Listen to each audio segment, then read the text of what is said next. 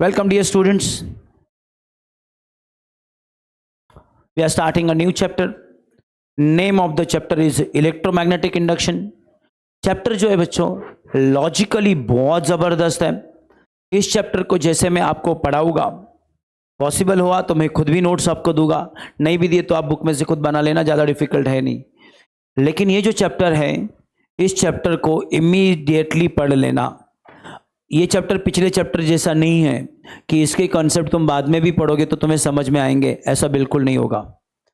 ये चैप्टर जब मैं तुमको पढ़ाऊंगा इमीडिएटली, तभी घर पे जाने का इसका पार्ट पढ़ने का. शुरुआत के कुछ कॉन्सेप्ट बड़े सिंपल लगेंगे, लेकिन अगले डेरिवेशनल पार्ट जो है इसके, स्पेसिफिकली डेरिवेशन, वो थोड़े लॉजिकल है, थोड़े हेवी है. ठीक है, तो लेट्स बिगिन. देखो बच्चों, हम लोगों को पता है कि इनिशियल लेवल पे इलेक्ट्रोस्टैटिक्स और मैग्नेटिज्म ये दो डिफरेंट फिनोमिना है. ऐसा हमारे साइंटिस्ट लोगों को कई साल तक लगता रहा कि electrostatic is a different phenomena, magnetism is a different phenomena. लेकिन 16th-17th सेंचुरी तक आते आते कई सारे साइंटिस्ट, जैसे ओरेस्टेड था, एम्पियर था, इन लोगों ने ये प्रूव कर दिया कि electrostatics and magnetism are not two different phenomena but they are related with each other. Electric current can produces magnetic field. जैसे ये प्रूव हो गया, electric current is nothing but the flow of electron. इससे immediately ये पता चला कि electron यानी कि एक इलेक्ट्रिसिटी से, इलेक्ट्रोस्टैटिक से रिलेटेड पार्ट. इलेक्ट्रोस्टैटिक्स यानी कि यहाँ पे इलेक्ट्रॉन बेसिकली रुका हुआ रहता है, बट व्हेन इट मूव यानी कि जो मोशन में चला जाता है, बाय द वे इसको करंट इलेक्ट्रिसिटी बोलते हैं, study of charge when charge is in motion, बरोबर है. इससे मैग्नेटिक फील्ड प्रोड्यूस होती है. तो there is relation between charge and magnetism. Okay, और फिर इससे जो कंक्लूजन हमने अब तक निकाल के रखा है, कौन सा कंक्लूजन बच्चों, कि current can produces magnetic field. But what is current? Basically electron in motion. So moving electron, और ज्यादा जनरल कहूं तो मूविंग चार्ज. ज्यादा जनरल कहूं तो क्या बच्चों बोलो? Moving charge. यानी कि कौन?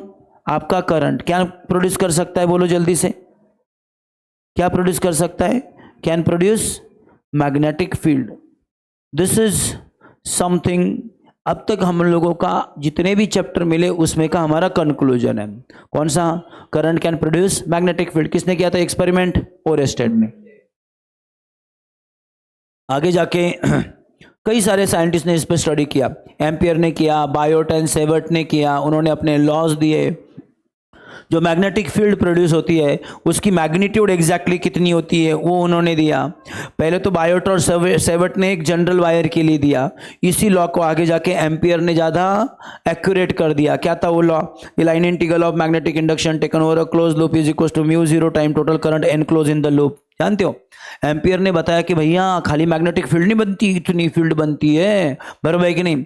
बायोट और सेवर्ट ने कहा, क्या कहा था? उनको इतना ज़्यादा नॉलेज नहीं आया, तो उन्होंने एक सिंगल वायर के लिए बनाया था. सिंगल वायर, उसका छोटा टुकड़ा, उससे थोड़ा डिस्टेंस, फिर फॉर्मूला बना लिया था कि इससे जो छोटा सा मैग्नेटिक फील्ड बनेगा वो कितना रहेगा. याद करो तो जरा, mu 0 divided by 4 pi into बोलो I D L sine theta divided by R square. याद है? तो ये जो भी कुछ तुम लोगों ने पढ़ा था, ये सबका कंक्लूजन बस इतना था कि current can produces magnetic field. बराबर कि नहीं? सबसे पहले ओरेस्टेड ने बताया. ओरेस्टेड ने खाली क्वालिटेटिवली बताया था कि भैया मैग्नेटिक फील्ड बनती है. उसका डायरेक्शन भी बता दिया था राइट हैंड थंब रूल से. लेकिन एम्पियर ने, बायोट, सेवर्ट ने इन चीज़ों को मैग्नीट्यूड में बताया कि कितना मैग्नेटिक फील्ड बनता है. समझ में आ रहा है? सारी चीज़ें अगर तुम परे भी रखो, छोड़ भी दो, तो फिर भी ये जो मैंने ग्रीन ब्रैकेट में लिख के रखा है, ये तुम्हारे लिए अब तक के तुम्हारे जितने भी कॉन्सेप्ट तुमने पढ़े हैं उस सबका कंक्लूजन है कि मूविंग चार्जेस यानी कि current can produce magnetic field. तो हमारे चैप्टर की शुरुआत एक महज सिंपल सेंटेंस से होती है. किस सेंटेंस से होती है बोलो? वापस बताओ, किस सेंटेंस से होती है बच्चों? करंट कैन प्रोड्यूस, बोलो जल्दी से, मैग्नेटिक फील्ड. बस खत्म. अपना चैप्टर जो है उसकी शुरुआत इस छोटे से स्टेटमेंट से हो रही है, current can produce magnetic field. सबने बोलो, क्या कर सकता है? करंट मैग्नेटिक फील्ड प्रोड्यूस कर सकता है. जब भी किसी कंडक्टर से करंट फ्लो होगा, कोई भी करंट, फिर वो स्ट्रेट कंडक्टर हो, वो सोलोनाइड हो, वो टोरॉइड हो, वो किसी भी रैंडम शेप का वायर हो, जब जब इससे जाएगा करंट, वो कॉयल हो, कुछ भी हो, सिंगल टर्न वाली कॉयल हो, कुछ भी हो, जब जब जाएगा करंट तब तब बनेगी magnetic field. That's what we know. हाँ या ना? अबे हाँ या ना? एक बार वापस बताओ, क्या अब तक हम लोगों ने समझा है current can produce magnetic field? और ये सारा बताने वाले लोग कौन थे? ओरेस्टर था, एम्पियर था, बायोटेन सेवर्ट थे। इन सब ने बनाया उसकी क्या वैल्यू होनी चाहिए, किस सिचुएशन में कितनी होनी चाहिए, कॉइल के सेंटर में कितना होगा, आर्क के सेंटर में कितना होगा, रैंडम वायर के लिए कितना होगा, कई सारी वायर्स होगी तो कितना होगा, सब कुछ पढ़ चुके हैं हम लोग, पक्का? उस सबको तुम लोगों ने दिमाग में लिया, ऐसा हम मानते हैं। अब ये सब चल रहा था तो कुछ साइंटिस्ट के माइंड में एक क्वेश्चन आया। क्वेश्चन ये आया, क्या इसका कॉन्वर्स ट्रू है?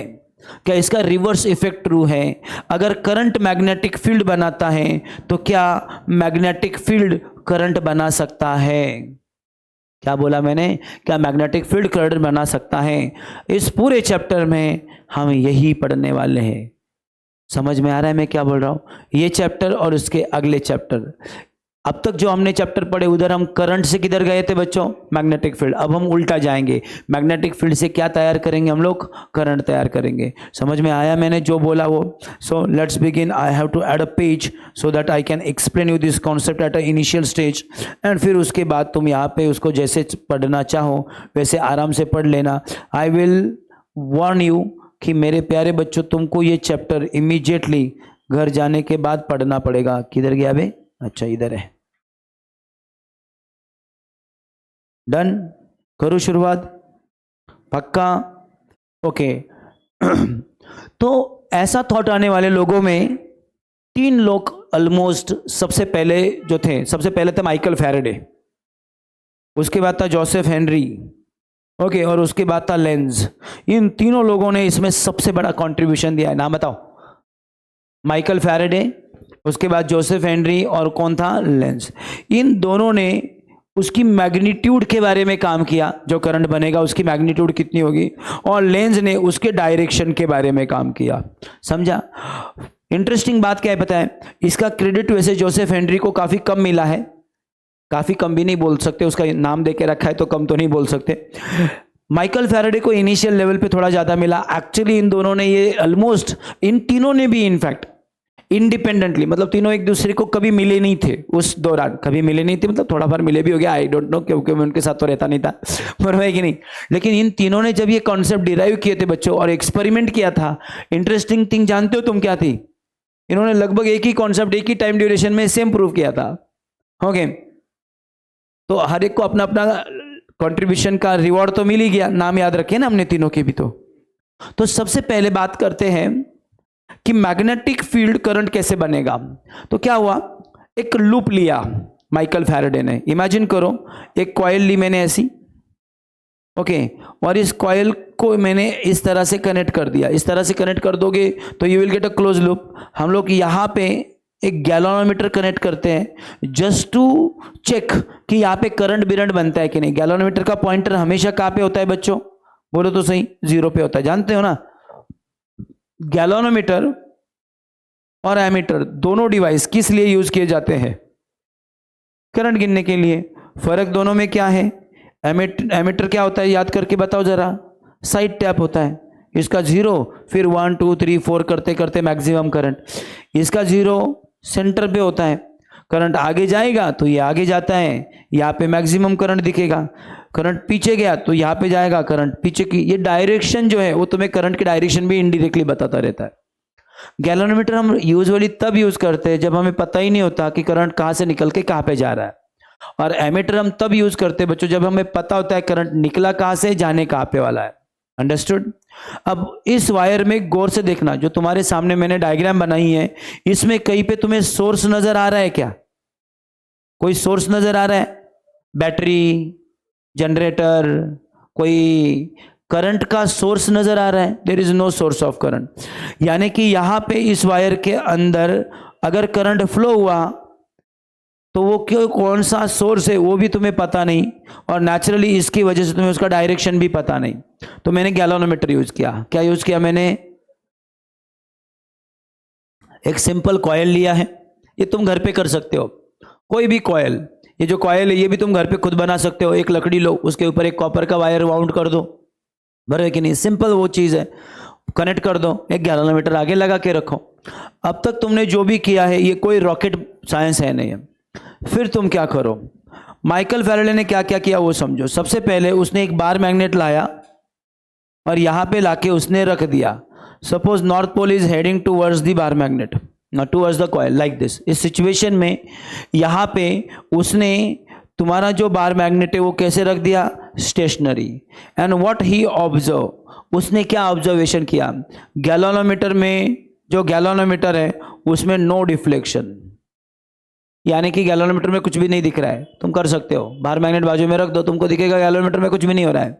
यानी कि बार मैग्नेट स्टेशनरी रखा तो इसमें कोई करंट बना नहीं। हम उसके ऑब्जर्वेशन देख रहे कि उसने क्या क्या ऑब्जर्व किया। फिर उसने देखा कि जैसे बार मैग्नेट को वो उठाने की कोशिश करता है उस वक्त कुछ तो थोड़ा डिफ्लेक्शन दिखता है। बार मैग्नेट रखा तो डिफ्लेक्शन दिखता है, निकाला तो डिफ्लेक्शन रखता है। लेकिन जब रखा हुआ है स्टेशनरी तब कुछ भी नहीं हो रहा है, समझा? फिर उसने क्या किया, उसने सोचा कि बार मैग्नेट को डालते हैं टू एंड फ्रो मोशन में। कौन सी मोशन बच्चों? To and fro motion. यानी कि सीधी भाषा में, सपोज ये तुम्हारा बार मैग्नेट है और इमेजिन करो ये तुम्हारी कॉइल है। ओके, ये देखो कॉइल दिख रही है, हाँ, ये क्या है? तुम्हारा बार मैग्नेट है। तो तुम बार मैग्नेट कॉइल के करीब लाओ, कॉइल से दूर लेके जाओ, कॉइल के करीब लाओ, तुम कॉइल से दूर लेके जाओ। तो इस वक्त क्या होता है? तो इस वक्त गैल्वेनोमीटर ठीक ठाक करंट दिखाता है। You should do it continuously. So your bar magnet is not stationary, but it is in motion. Which motion? To and fro. You may say simple harmonic motion or vibratory motion. तुम करीब लेके आ रहे हो, बाहर लेके जा रहे हो। लेकिन बेसिकली सिंपल हार्मोनिक मोशन की अपने आप में कुछ प्रॉपर्टी होती है, तो वो प्रॉपर्टी यहाँ पे सेटिस्फाइड नहीं होगी। तो बेटर वे है just call it as to and fro. जवळ आना दूर न्या, जवळ आना दूर न्या, जवळ आना दूर न्या। समझ में आ रहा है? अब ये ऑब्जर्वेशन करते हुए उसे क्या क्या दिखा, चलो वो भी सुनो। जब उसने देखा कि तुम्हारा बार मैग्नेट जो है, मान लो तुम्हारा जो नॉर्थ पोल है वो तुम्हारी कॉइल के करीब आ रहा है। तुम्हारा जो नॉर्थ पोल है वो क्या है? तुम्हारी कॉइल के करीब आ रहा है। तो तुम्हारा जो गैल्वेनोमीटर है वो डिफ्लेक्शन दिखाता है। मान लो नॉर्थ करीब आते वक्त, नॉर्थ पोल करीब आते वक्त, मान लो एक एग्जांपल बोल रहा हूं मैं, पॉइंटर तुम्हारे इस डायरेक्शन में झुका। ओके, जब तुम नॉर्थ पोल करीब लेके आ रहे थे, पॉइंटर किधर जा रहा था बच्चों? इधर। तो उसने देखा कि जैसे ही तुम नॉर्थ पोल पीछे लेके जा रहे हो, जैसे ही तुम्हारा डायरेक्शन बदल गया, क्या बदला? तुम्हारा डायरेक्शन, वैसे पॉइंटर का डायरेक्शन बदल जाता है। Can you see this? Do you understand this? क्या हो रहा है तुम्हारा? जैसे तुमने नॉर्थ पोल करीब लाया तो क्या हुआ था? मान लो करंट इस डायरेक्शन में जा रहा था, सपोज एग्जाम्पल, अभी आगे जाके उसका डायरेक्शन को हम प्रॉपरली पढ़ने वाले, फिलहाल तो हम लोग खाली सपोज की बात कर रहे हैं, बराबर है कि नहीं? तो मान लो करंट तुम्हारी कॉइल में कुछ इस तरह से फ्लो हो रहा था, लेकिन जैसे नॉर्थ पोल पीछे जाने लगा तो इसके डायरेक्शन क्या हो गए बच्चों? उल्टे हो गए। इसके डायरेक्शन क्या हो गए? उल्टे हो गए। अंडरस्टूड मैं क्या बोल रहा हूँ? समझ में आ रहा है? तो ये ऑब्जर्वेशन उसने किया था। एक पहला ऑब्जर्वेशन क्या किया? बार मैग्नेट स्टेशनरी रख दिया तो कुछ भी करंट आता नहीं है, खाली उठाते वक्त और रखते वक्त थोड़ा मोमेंटरी डिफ्लेक्शन दिखता है, थोड़ा सा डिफ्लेक्शन दिखता है। फिर बार मैग्नेट को अगर मोशन में रखे, और स्पेसिफिकली कौन सी motion? To and fro motion, तो उस केस में गैल्वेनोमीटर में करंट दिखता है। कौन सी केस में कैसे दिखता है? मान लो तुम नॉर्थ पोल बार मैग्नेट के करीब लेके जा रहे हो तो गैल्वेनोमीटर किसी तो एक साइड में करंट दिखाता है, पीछे लेके जाते हो तो दूसरे साइड में करंट दिखाता है। Okay, so as the direction of motion changes, the direction of current also change. You again take the same coil है, सेम गैल्वेनोमीटर लगा के रखा हुआ है। समझ में आ रहा है बच्चों? सेम बार मैग्नेट तुम लेके आ रहे हो, लेकिन अब की बार तुमने उल्टा काम किया।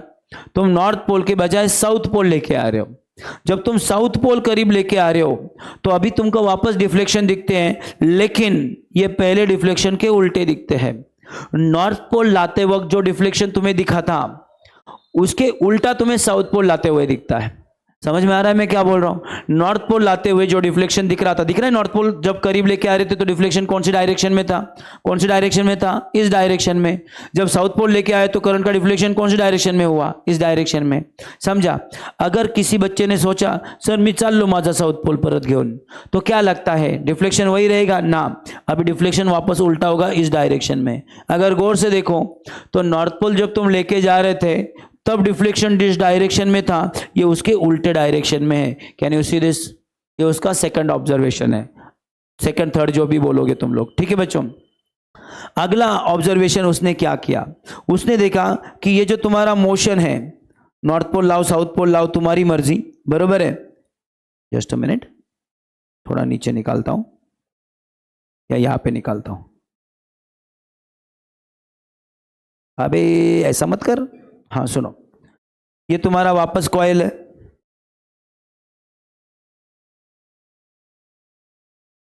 ये तुम्हारा गैलोमीटर, ये तुम्हारा bar magnet. I am bringing it towards and away, ठीक है बच्चों। अब यहां पे अगला ऑब्जर्वेशन बता रहा हूं, कान खोल के सुनो। सुन रहे हो ना सारे? इसमें क्वेश्चन आता है एग्जाम में। अब इस केस में तुम नॉर्थ लाओ साउथ लाओ तुम्हारी मर्जी, गैलोमीटर कोई तो डिफ्लेक्शन भी दिखाएगा, लेकिन तुम ये जो कार्यक्रम कर रहे हो टू एंड फ्रो मोशन का, इसका स्पीड मैटर करेगा। क्या मैटर करेगा? इसका स्पीड। अब कोई हो सकता है ऐसा जिसको पहले 10 दिन से खाना नहीं मिला है, वो कर रहा है हाँ सर टू एंड फ्रो चल रहा है सर, हाँ हाँ चल रहे हैं सर, ठीक है कर रहा हूँ, तो टू एंड फ्रो मोशन चल रही है। कोई बंदा बहुत फास्ट स्पीड से कर सकता है। समझ में आ रहा है मैं क्या बोल रहा हूँ? तो दोनों में तो कुछ अंतर है कि नहीं? ऑब्जर्वेशन ये बताता है कि जितना तुम्हारा स्पीड ज्यादा उतना पॉइंटर का डिफ्लेक्शन ज्यादा, शोइंग दैट उतना करंट ज्यादा। समझ में आ रहा है मैं क्या बोल रहा हूं? स्पीड की वैल्यू तुमने घटा दी तो करंट भी क्या हो जाता है बच्चों? घट जाता है। ये सारे ऑब्जर्वेशन किसने किए? माइकल फैराडे ने किए। याद रखोगे?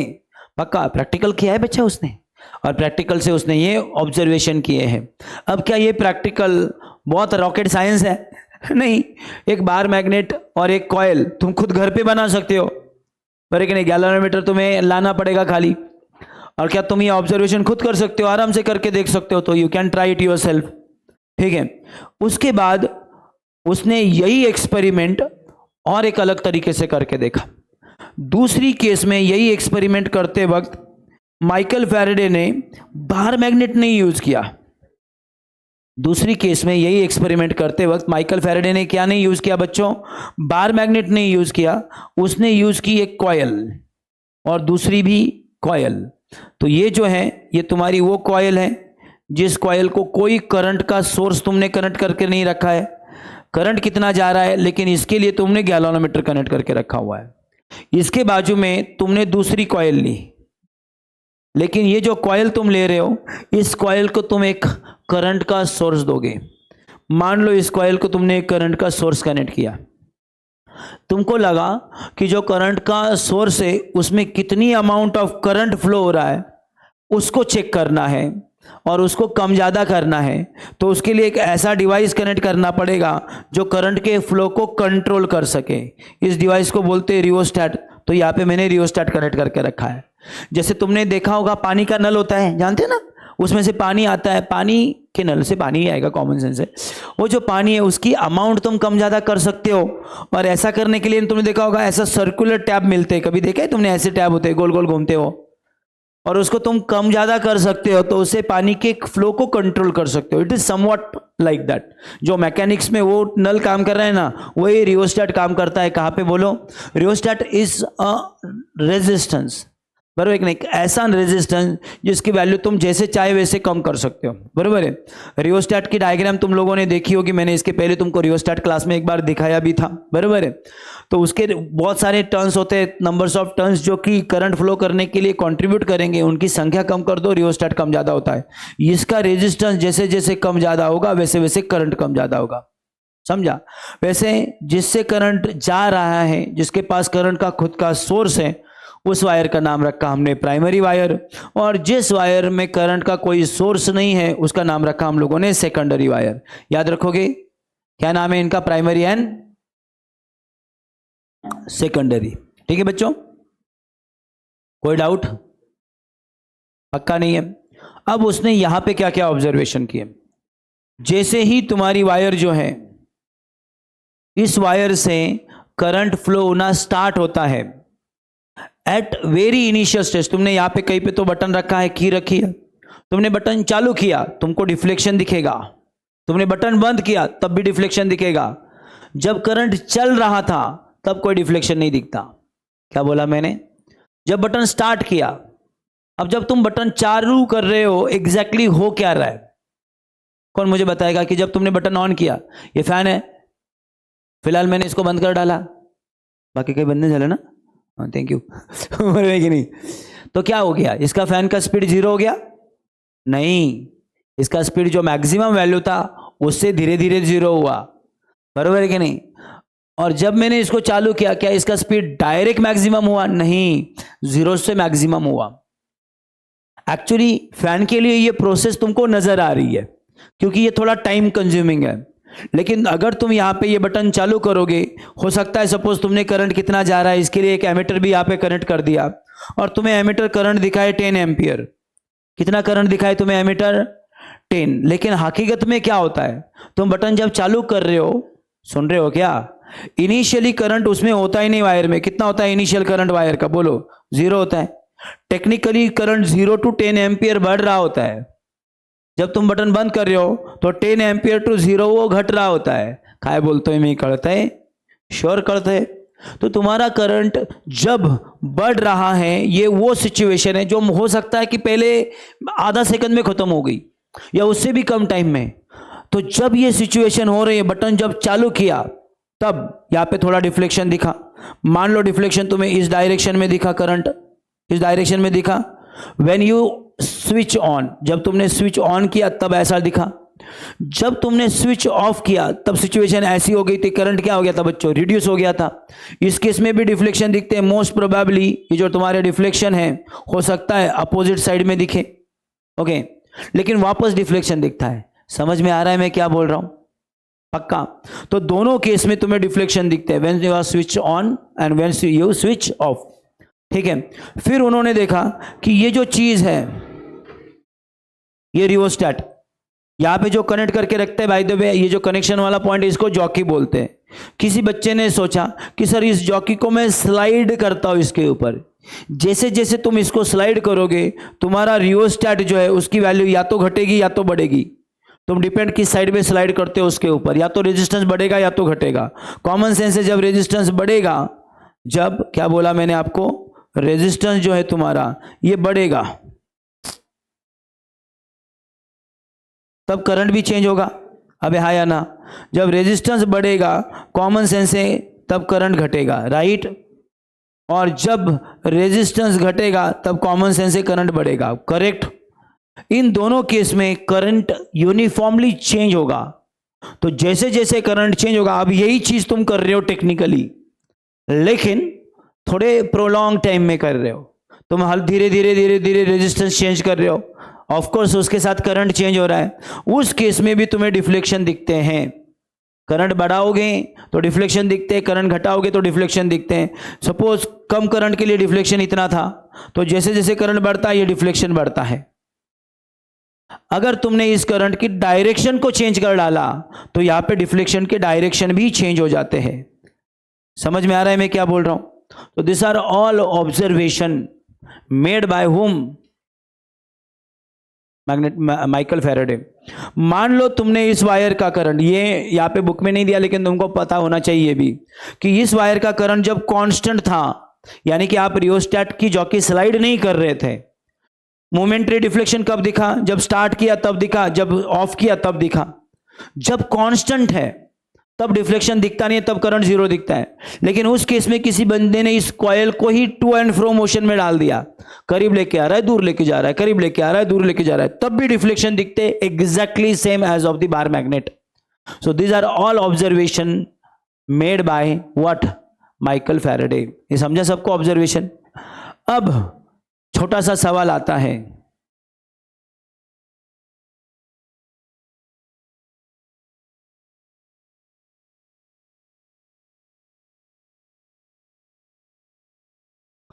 क्या सवाल आता है?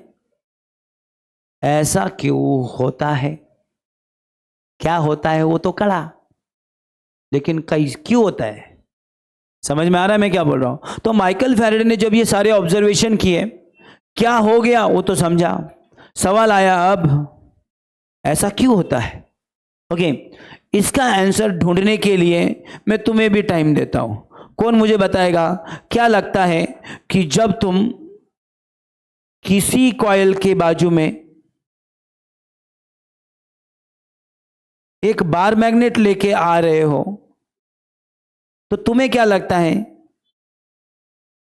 और वापस दूर लेके जा रहे हो तो क्या होता है जिसकी वजह से ये कार्यक्रम हो रहा है, जिसकी वजह से करंट तैयार हो रहा है? तो एक बार मैग्नेट तुम्हें दिखते हुए,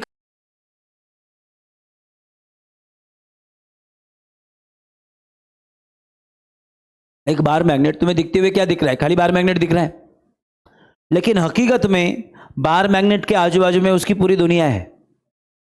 इस दुनिया को अपन बोलते हैं मैग्नेटिक फील्ड, और इस दुनिया को अपन ड्रॉ भी कर सकते हैं इमेजिनरी लाइन से, जिन लाइन का नाम है magnetic lines of induction. So let me draw it. Suppose this are your north pole, this is your south pole, and these lines are somewhat like this.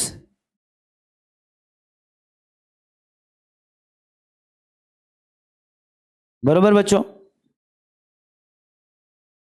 Technically speaking, जब तुम तुम्हारा bar magnet लेके आ रहे हो करीब या दूर लेके जा रहे हो, समझो कि इनमें से कुछ इमेजिनरी लाइन ही सही, लेकिन इस बार मैग्नेट की इस कॉइल के कांटेक्ट में आ रहे हैं। Can you see this? ये जो कॉइल है, जब बार मैग्नेट में लेके आ रहे हो तो इसकी कुछ लाइन, तुमको कुछ नहीं दिख रहा है, लेकिन ये जो लाइंस है यानी कि उसका मैग्नेटिक फील्ड जो है वो यहां पे कम ज्यादा हो रहा है। अबे हाँ या ना? तो ये जो लाइंस है, एक सर्टन एरिया से कितनी लाइन गुजर रही हैं, मोर प्रिसाइसली परपेंडिकुलर, इसको हम लोग एक फिजिकल क्वांटिटी में गिनते हैं। The numbers of magnetic lines of induction passing through certain area, क्या बोलते हैं उसको बच्चों? Magnetic flux. क्या बोलते हैं उसको? तो जब तुम बार मैग्नेट उस कॉइल के करीब लेके आए, उससे दूर लेके गए, तो बदला कौन? कॉमन सेंस से करीब आओगे तो ज्यादा लाइन उस कॉइल के अंदर घुसेगी, दूर लेके जाओगे तो कम लाइन घुसेंगी, दूर लेके जाओगे काफी दूर तो लाइन घुसेंगी ही नहीं। समझ में आ रहा है? तो ये जो फ्लक्स है इस कॉइल के साथ लिंक या इस कॉइल के एरिया का, वो चेंज हो रहा है इस प्रोसेस में। ये समझ में आ रहा है सबको? जब तुमने बार मैग्नेट को स्टेशनरी रख दिया, मान लो ऐसे ही रखा हुआ है, तुम हिला नहीं रहे हो, तो उसमें ये जो लाइन जा रही है, तुमको मैंने बोला बेटा गिनो कितने लाइन है, चलो मान लो अपन ने किसी मेथड से गिन भी लिया, तुमने गिने 50 लाइन, तुमने बोला sir the flux is 50 weber, weber में ही गिनते ना, तो करंट जाता ही नहीं है। लेकिन जैसे तुम ये कॉइल दूर लेके जाना चाहते हो, ऑफकोर्स लाइन कम हो जाएंगी, तो फ्लक्स हो सकता है 50 का 40 हो, 30 हो, 10 हो, 5 हो। अबे हाय ना, तुम करीब लेके आ रहे हो तो फ्लक्स बढ़ रहा है, मान लो 5 का 15, 20, 25, 40 बढ़ रहा है। अंडरस्टूड? सो यहां पे हो क्या रहा है exactly? The flux is changing. कौन चेंज हो रहा है बच्चों? कौन चेंज हो रहा है? तुम्हारा फ्लक्स चेंज हो रहा है। क्या चेंज हो रहा है तुम्हारा? और जब जब फ्लक्स चेंज हो रहा है तब तब तुम्हें करंट दिख रहा है। एक्चुअली देखा जाए तो करंट से इंपॉर्टेंट वो चीज होती है जो करंट को बनाती है, या करंट जिसके वजह से चलता है। कौन मुझे बताएगा? वायर में करंट यानी कि कौन बच्चों? इलेक्ट्रॉन का फ्लो। और इलेक्ट्रॉन का फ्लो होने के लिए कौन रिस्पॉन्सिबल है? दुनिया के हर फ्लो को होने के लिए एनर्जी लगता है। इलेक्ट्रॉन को फ्लो करने के लिए जो एनर्जी काम आती है उस एनर्जी का नाम है ईएमएफ, इलेक्ट्रोमोटिव फोर्स। अब ये मत बोलना कि सर हमें पता नहीं है, वरना कसम से मेरे लिए तुम फुटबॉल हो जाओगी और मैं अपने आप को रोनाल्डो फील करूंगा। समझा? थोड़ा हायर लेवल, स्टैंडर्ड लेवल का जोक था, कभी कभी समझने में दिक्कत हो सकती है। मेरे प्यारे बच्चों, जल्दी से बताओ, करंट कहीं पे है यानी कि डेफिनेटली वो एनर्जी है। अब आप बोलोगे sir why you are talking in terms of energy? Because when I am doing this task I am spending my energy. ऐसा करने के लिए एनर्जी लग रहा है कि नहीं लग रहा है? So if I am changing my energy or I am spending some energy, I must ask a question where my energy is gone, because law of conservation of energy tell me that energy cannot be created, cannot be destroyed, convert from one form to another form. और कितने गई energy? सवाल तो पूछना बनता है। तो वही एनर्जी है जो करंट को प्रोड्यूस कर रही है, और करंट प्रोड्यूस करने वाले एनर्जी का ही तो नाम है इलेक्ट्रोमोटिव फोर्स। नाम में मत जाओ, वो नाम में फोर्स लगता है लेकिन है एनर्जी, बरोबर कि नहीं, जानते हो ना, पक्का। तो यहां पे क्या चेंज हो रहा है बच्चों, फ्लक्स, और फ्लक्स चेंज होने से क्या बन रहा है, करंट, यानी कि ईएमएफ यानी कि एनर्जी। उसको मैं ई सिंबल से रिप्रेजेंट कर रहा हूं इस चैप्टर में। इस चैप्टर में small E is not electron और charge of electron, that is EMF, induce EMF. कौन सा ईएमएफ बोलो जल्दी से, इंड्यूस। इस प्रोसेस में जो ईएमएफ तैयार होता है उसका नाम है इंड्यूस ईएमएफ, जो करंट बनता है उसका नाम है इंड्यूस करंट। यूजुअली हम करंट को स्मॉल आई और ईएमएफ को ई सिंबल से लिखेंगे। So the EMF induce in the coil due to the to and fro motion of what this bar magnet is known as induced EMF। अब मैं to and fro motion of bar magnet बोलने के बजाय बोलूंगा change in flux, क्योंकि bar magnet तुम जब to and fro motion में डाल रहे हो तो हो क्या रहा है, कुछ नहीं, फ्लक्स चेंज हो रहा है। So can I make a statement like this, the EMF induce in a coil due to the change in flux associated with the coil, coil के साथ लिंक जो फ्लक्स था उसके बदलने की वजह से उस कॉइल में जो ईएमएफ इंड्यूस हुआ, जो वो ईएमएफ प्रोड्यूस हुआ उसका नाम है इंड्यूस ईएमएफ, और जो करंट तैयार हुआ उसका नाम है इंड्यूस करंट। सो तुम्हें पहला अब तक जो भी पढ़ा है उससे पहला डेफिनेशन पता होना चाहिए, what is induce EMF. So what is induce EMF, the EMF induce inside a coil due to change in flux associated with the coil is known as induced EMF and the current is known as induced current। कळलं सगळ्यांना क्यों बनता है, हे सगळ्यांना उत्तर मिळालं, या प्रश्नाचं उत्तर मिळालं का, कोणत्या प्रश्नाचं, कोणता प्रश्न लिहिला होता मी, कुठे गेला रे माझा प्रश्न, गेला कुठेतरी, मरू द्या, कोणता प्रश्न लिहिला होता आपण, ऐसा क्यों होता है, तो ऐसा क्यों होता है, because of the change in flux होता है। किसकी वजह से होता है बच्चों, फ्लक्स के चेंज होने से। अच्छा, हमारा ऑब्जर्वेशन क्या क्या बता रहा था, तुमने थोड़ा, ओए अरे काय चाललंय बावळटपणा, लक्ष द्या, आयुष्यात फ्लक्स चेंज नहीं होना, नहीं तो तुमचा ईएमएफ जीरो। अब मुझे बताओ, फ्लक्स जब तुम ये बार मैग्नेट बहुत हाई स्पीड से लेके आ रहे थे, मतलब तुमने तुम्हारा स्पीड बढ़ाया था तो करंट ज्यादा दिखा था, यानी कि एनर्जी ज्यादा जा रही थी तुम्हारी भी। तुम्ही जेव्हा एवढ्या हाई स्पीडने हे करणार, खूप हाई स्पीडने करणार, त्यावेळेस तुमची एनर्जी जास्त स्पेंड होणार, कॉमन सेंस है, जास्त एनर्जी जनरेट पण होणार, बरोबर है कि नहीं। तो जब तुम्हारा फ्लक्स जो है वो बहुत हाई स्पीड से चेंज कर रहे थे, इसका चेंज ज्यादा तो ईएमएफ ज्यादा, बरोबर। तो ऑब्जर्वेशन दो बने अब तक, एक फ्लक्स चेंज होता है, लक्ष द्या इकडे, दोन दोन ऑब्जर्वेशन आतापर्यंत तुमचे तयार झालेत। कोणते दोन ऑब्जर्वेशन सांगा बरं चटकन पटकन। पहिलं ऑब्जर्वेशन काय, जेव्हा जेव्हा बदलणार फ्लक्स तेव्हा तेव्हा बनणार ईएमएफ। दुसरं काय, जेवढा फ्लक्स बदलणार तुम्ही पटापटा पटापटा पटा तेवढा ईएमएफ बनणार जास्त जास्त जास्त जास्त जास्त, बराबर। दोन तो ऑब्जर्वेशन है। अब तक के सारे कार्यक्रम दो ऑब्जर्वेशन में ही निपट गए कि जब बदलेगा फ्लक्स तब बनेगा ईएमएफ, पहला, और दूसरा जितना बदलेगा फ्लक्स पटपट पटपट उतना होगा ईएमएफ जास्त जास्त जास्त जास्त। अब ये दो को हम लोगों को फ्रेम करके लॉज बना डालने के, इन लॉ का ही नाम है फैराडेज लॉ। इसको बोलते हैं फैराडेज फर्स्ट लॉ, इसको बोलते हैं फैराडेज सेकंड लॉ। कान खोल के सुनियो, मैं एक बार बताऊंगा उसके बाद तुमको पूछूंगा। सुनना चाहते हो? पहला वाला law, whenever there is change in flux associated with a coil, EMF and hence current induced in the coil। संपला। जब जब किसी कॉइल के साथ एसोसिएटेड फ्लक्स बदलेगा तब तब उस कॉइल में ईएमएफ और करंट तैयार होगा। फिनिश। क्या है तुम्हारा पहला law, whenever there is change in flux associated with a coil, whenever there is change in flux associated with a coil, EMF and hence current induced in the coil। खत्म। पहला law समझा सबको? पक्का। पहला लॉ क्या होता है ये बताता है, तो this is a qualitative law. क्या, कौन सा लॉ है बच्चों? क्वालिटेटिव। अब तुम्हारे माइंड में सवाल आएगा, कितना होता है क्वांटिटेटिव, उसका भी सुनो। जितना तुम्हारा फ्लक्स पटपट बदलेगा, अब इसको सिंबलिकली कैसे लिखेंगे? तुम्हारा फ्लक्स बहुत पटपट बदल रहा है, तो क्या मैं ऐसा बोल सकता हूं कि एक कार्टेनो d∅ divided by dt, rate of change of flux, यानी कि टाइम के साथ फ्लक्स कितना बदला। मान लो एक बच्चा 1 सेकंड में फ्लक्स 5 से बदल रहा है, दूसरा बच्चा उसी 1 सेकंड में फ्लक्स 15 से बदल रहा है, तो किसका रेट ऑफ चेंज ज्यादा है? 15 वाले का। So what is d phi by d t? Rate of change of flux with respect to time. Time के साथ वो कितना रैपिडली बदल रहा है। ये वैल्यू जितनी ज्यादा होगी उतना ज्यादा ईएमएफ होगा। Common sense. In another word, EMF is directly proportional to rate of change of flux with time. Second law. So second law क्या है? The rate of the EMF induce in the coil, EMF induced in the coil is directly proportional to rate of change of flux. Finish. With respect to time बोलने की जरूरत specifically जब अपन rate बोलते तब नहीं होता। देख, जब आप बोलते हैं ना रेट का मतलब ही होता है with respect to time.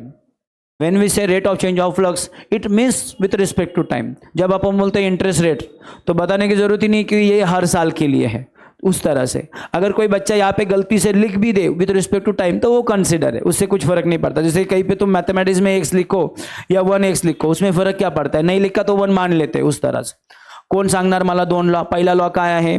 The rate of change of whenever the flux associated with a coil changes EMF and hence current induce in the coil. दूसरा लॉ क्या है? The EMF induce in the coil is directly proportional to rate of change of flux with respect to time, या simply rate of change of flux. याद रखोगे? कोई doubt है इसमें? जाहिर है सेकंड लॉ को तुम और ज्यादा आगे लिख सकते हो। तुम आगे ये बोल सकते हो डायरेक्टली प्रोपोर्शनल मतलब तेरा डिवीजन इज कांस्टेंट, और you can simply say this is equal to constant into d phi divided by what? dt। अबे हायर ना, अगर तुम लोगों ने ये सारे एक ही यूनिट सिस्टम में पुट किए, या तो एसआई सिस्टम में या तो सीजीएस सिस्टम में, तो ये जो कांस्टेंट इसकी वैल्यू कितनी आती है पता है? 1। तो फॉर्मूला और सस्ता हो गया, E is equal to d phi divided by d t. तो ये तुम्हारा लेंज लॉ और उसका एप्लीकेशन है। अब अपने बुक में उन्होंने ये लॉ में बाद में एक चीज लिखी है यहाँ पे कि अगर हम लोग पहला लॉ कंसिडर करते हैं तो हमें मिलता है E is equal to d phi divided by d t. जिसने भी ये लिखा है ये गलत स्टेटमेंट है। बुक में लिखा है तुम्हारे महाराष्ट्र बोर्ड की बुक में कि अगर हम पहला लॉ भी कंसिडर करें तो E is equal to minus d phi by d t, but this is a wrong statement. Actually तुम लेंस लॉ के हिसाब से ये लिखते हो, तो वहां पे अगर लिखना ही है तो ये लिख सकते हो कि if you consider Lenz law तो ये होगा E is equal to minus d phi by d t. Okay, Michael Faraday का लॉ ये है।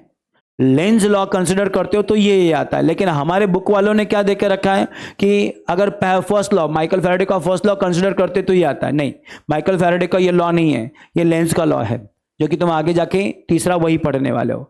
आतापर्यंत मी जेवढं पण सांगितलं समजवलं तुमच्या खोपडीत घुसलं। याच्यानंतर तुम्हाला ईचं युनिट काय सांगायची गरज आहे का? काय रे ईचं युनिट? व्होल्ट, बरोबर आहे। फ्लक्सचं युनिट काय तुमचं? वेबर, आणि टीचं युनिट काय तुमचं? सेकेंड। तो volt is also equal to weber per second. Okay, किसी को इसमें डाउट है? अगर तुम तुम्हारे टेक्स्ट बुक को देखोगे बच्चों तो तुम्हें टेक्स्ट बुक से क्या क्या करना चाहिए आज वो मैं तुमको बता देता हूँ। Just check it out. Okay, ये ऊपर के 4 क्वेश्चन है, देख लो, तुमको चारों के आंसर आते होंगे। ओके, ये तुम्हारा पहला वाला बार मैग्नेट का एक्सपेरिमेंट, उसके ऑब्जर्वेशन मैंने बताए। दूसरा वाला कॉयल के ऑब्जर्वेशन, ये मैंने तुमको बताया, बरोबर। इन ऑब्जर्वेशन के बाद ऑब्जर्वेशन का क्या निकाला अपन ने? कंक्लूजन, वो तुमको मैंने समझाया। माइकल फैराडे के लॉ बताए, फर्स्ट लॉ बताया, और कौन सा लॉ बताया मैंने बच्चों आपको? सेकंड लॉ बताया। सेकंड लॉ मैंने आपको यहाँ तक बताया, समझ में आ रहा है? ये गलत लिखा है उन्होंने, we combine this expression with this Lenz. अरे लेंस ही लिखा है, यानी कि मैंने जिस बुक महाराष्ट्र बोर्ड का पुराने बुक में गलत लिखा था। ओके, तो नेक्स्ट आर्टिकल आता ठिकाण्यावरती आहे, but I have a book, तुम्हारे पास में भी किसी के पास हो सकता है, जिसमें उन्होंने लिखा है we combine with the first law. नंतर त्यांना अक्कल आली, त्यांनी सुधरून घेतला। तुम्हारे बुक में फर्स्ट लॉ ही लिखा है?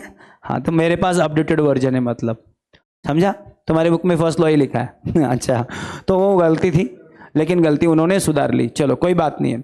अच्छा, तुम्हारी कॉइल में एक टर्न है, ओ प्यारे बच्चों, और एक टर्न से जो फ्लक्स एसोसिएटेड है उसको अगर मैं फाई डैश लिखूँ, और ऐसे अगर n टर्न है तो total flux n phi dash हो जाएगा, n इंटू उसकी वैल्यू मल्टिपल हो जाएगी। एका टर्नच्या मध्ये किती तुमचा फ्लक्स आहे त्याला मी फाई डैश बोललो, तो टोटल फ्लक्स किती होईल n टर्न साठी n इंटू फाई डैश, और उस केस में तुम फाई की value n into phi dash डाल सकते हो। ये फॉर्मूला कुछ इस तरह से हो जाएगा, कुछ नहीं, फाई की वैल्यू डाली n इंटू फाई डैश और n बाहर लिया। समझ में आ रहा है मैं क्या बोल रहा हूँ? पक्का? तो इस पूरे इसमें ये फार्मूला में फाई डैश कौन है? Flux associated with single turn, और फाई क्या है? Total flux associated with whatever numbers of turn we have. लक्षात राहील? काही डाऊट आहे याच्यामध्ये? इथपर्यंत आपण आज हे चॅप्टर शिकलेलो आहे. हे एसआय युनिट फिसा युनिट बाकीचं सगळं वाचून घ्या, तसं ते मी सांगून झालं आहे. इथपर्यंत आपण आज हा टॉपिक शिकलो आहे. नेक्स्ट जो टॉपिक है तुम्हारा वो है लेंस लॉ, जो कि अभी हम पढ़ेंगे उद्या. हे सगळ्यांना कळलं आहे? आणि लेंस लॉ एकदम सिंपल है, मैं तुमको ऑलरेडी बता भी चुका हूँ थोड़ा सा, बराबर है कि नहीं? जो तुमको बना तुम करते हो ना, तुम में से कुछ बच्चे, तुम नहीं, तुम तो सदैव अच्छे बच्चे हो, ऐसे नहीं करते ना तुम, लेकिन कुछ डेढ़ शाने बच्चे होते जिन्होंने उनको इस दुनिया में लाया और उन्हीं के पीछे लगते दुनिया से भगाने के. आप बोलेंगे सर कौन ऐसा अपने माँ बाप को भगाने के पीछे लगता है?